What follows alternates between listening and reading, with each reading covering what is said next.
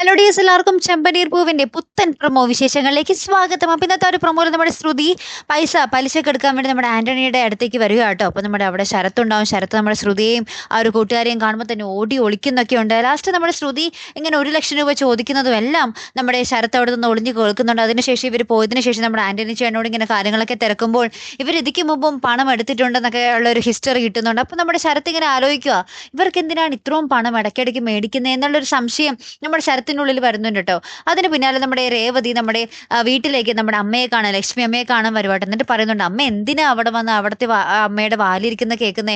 അവര് പണവും സ്വത്തൊക്കെ അളന്നിട്ടാണ് മനുഷ്യരെ ബഹുമാനിക്കുന്നത്. നമുക്ക് ഇത്ര നാളായിട്ട് അത് മനസ്സിലായിട്ടില്ല, അമ്മയ്ക്ക് കേട്ട് കേട്ട് മതിയായില്ലേ എന്നൊക്കെ പറഞ്ഞ് നമ്മുടെ രേവതി ഇങ്ങനെ കുറെ പറയുക.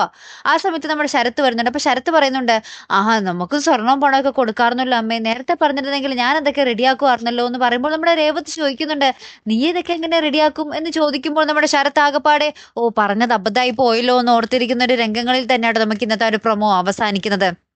അപ്പൊ ഇനി എന്തൊക്കെയായിരിക്കും സംഭവിക്കാൻ പോകുന്നത്? നമ്മുടെ സച്ചിയുടെ കൂട്ടുകാരൻ ഓൾറെഡി കണ്ടു കഴിഞ്ഞു നമ്മുടെ ശരത്തിനെ അവിടെ.